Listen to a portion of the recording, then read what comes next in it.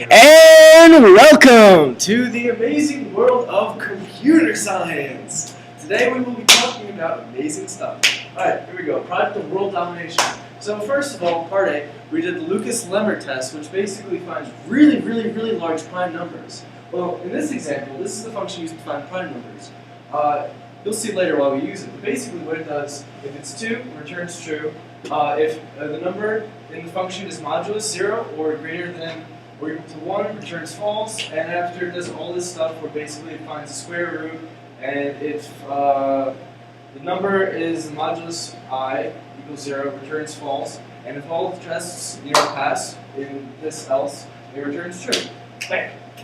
Alright, and this is part 2, part 3, whatever. So this is the Mercedes prime, which is very complicated and very large, and will possibly destroy your computer if you put in, whatever. But, so again, if n equals 2, it returns true, because, that's what it is. And in this example, we have to use very large, big numbers, called big integers. And what we do is basically, create bit space, and after, what else do we do? We basically take the number sent in, and we set it to 2 to the power of n minus 1. And after we put that in the for loop, we find the sum, multiply it, subtract it, do the same thing again. And after, if sum equals big 0, if sum is equal to 0, it returns true, else false. And this will take a lot of time and a lot of RAM on your computer and all that fun stuff. So, this is the third part and the final one. So, you didn't put the final? Okay, so basically it combines these two, makes a test, and it outputs if it's true or not. No, it doesn't output if it's true or not. It outputs the number of, well, it's not here, but in the main function, it basically creates a list of all the numbers that are prime and Mercedes prime. And these are some of the results. Yeah, so basically, 17 and 107 are two examples of Mercedes prime. And these are the Mercedes prime numbers that are accompanied with it. They're very large, and I don't even know what they are. They're like Googleplexes, upon Googleplexes times, whatever. And after, whoa, what's this? And after, any more? Oh, wow, this is 9,941? What? Wow. Alright, well, I'm done here. See you later. Okay, my turn. So we're going to talk about RSA signatures. What's this supposed to be understanding? Okay, awesome.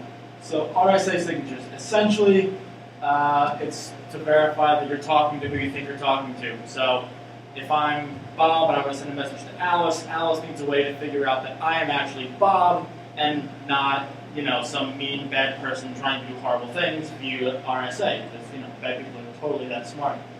So the steps for this, as you can see here, and as you know, because you know it all, Hank. Alice encrypts a message using Bob's public key, and then Alice encrypts the ciphertext that she got from using Bob's public key, and encrypts the ciphertext. So she sends the ciphertext and the signature, which she got from encrypting the ciphertext, over to Bob. And since Alice used her decryption key to encrypt the ciphertext, Bob can decrypt her signature using her public key, which she made open for everyone.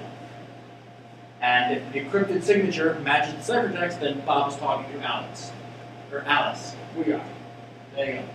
So here's how we did it. We coded it in Java. We used big integers to represent the values so we can get stronger encryption because longs can only handle very small numbers compared to what big integers can do. We used 1024-bit encryption. And there's also a GUI, which I didn't put in the presentation, but you'll see it in the bonus points. 5 bonus points. So, GUI! keep going. Okay. So, just a few of the methods to highlight it. So this is how we created the signature. So C right here is a reference from up above. C is just the ciphertext. So it's an array of big integers for the ciphertext. Each integer in the ciphertext represents one character in the message, so one char in the message. And this is just so that we can output it as a string, the string right there. So we take every part of this, every index of the ciphertext, we loop through every index of the ciphertext, raise it to the decryption key, mod n, and that becomes your signature, and then we return the signature so we can pass it on somewhere else later. Okay, and then to decrypt the signature, we have to get Alice's public key. So other E and other N represent Alex's public encryption key and her public N. So her public key right there. And it's basically the same thing. This is how we can operate as a string just to make life easier, all in one motion. We set the encrypted string so that we can just call any method nice and easy. And then again we loop through. We take every index of signature, raise it to Alice's encryption key, mod the decryption or mod N rather, and that gives us the decrypted signature. And we return that, so again we can use it later. And then this is the really important one. Are we talking to Alice or are we talking to an imposter? So we set a boolean to false, and then we test if the encrypted message. Well, this is where we made it a string just to make life easier. So if the encrypted message string is equal to the decrypted signature string, set it to true and return the match. And I think I put them in here, and I did. No, keep going. There you go. So basically, this is where we do all the sets. So we set each. We declare new RSA key verifiers for Alice and Bob. We set Alice's other keys to Bob's public keys and Bob's other keys to Alice's public key. Set the message that we want to create. Create the encrypted message. Pass the encrypted message to Bob. Set the signature that Alice created for Bob. Decrypt the signature and then test if it's true or not. If it is true, you're going to output true. If it's not, it's going to output false, and that is all the main method does. So, and then why do we even do this? It's very simple. If we were to only encrypt the message with the decryption key, then anybody in the world could decrypt it since the public key is public. So basically, by encrypting the ciphertext with the decryption key, even if you can decrypt the ciphertext, which good for you, you can decrypt the signature. Now you've got ciphertext. Have fun breaking that because it's RSA. So basically, if you only use the decryption key to encrypt the message, that Bob can decrypt it using the public key, well, so can everybody else. So if you only use the decryption key, it is vulnerable. Finally, the best for last. Okay, so right now we have secret messages. So this is similar to what Matt was talking about. Now I have a KAB that's been shared by two people, Alice and Bob. And now Alice and Bob want to communicate with each other, but they don't want to share this key because then that's going to give it away. So Bob and Alice want to see, and we skip the slide. Actually has the key. Okay, we're good. Alice finds a coprime for K of AB, and she generates a random number as well. Now she publishes this coprime, KAB, and the random number. So this way, so instead of publishing what would usually be our public RSA key, we instead just publish the coprime and this random number.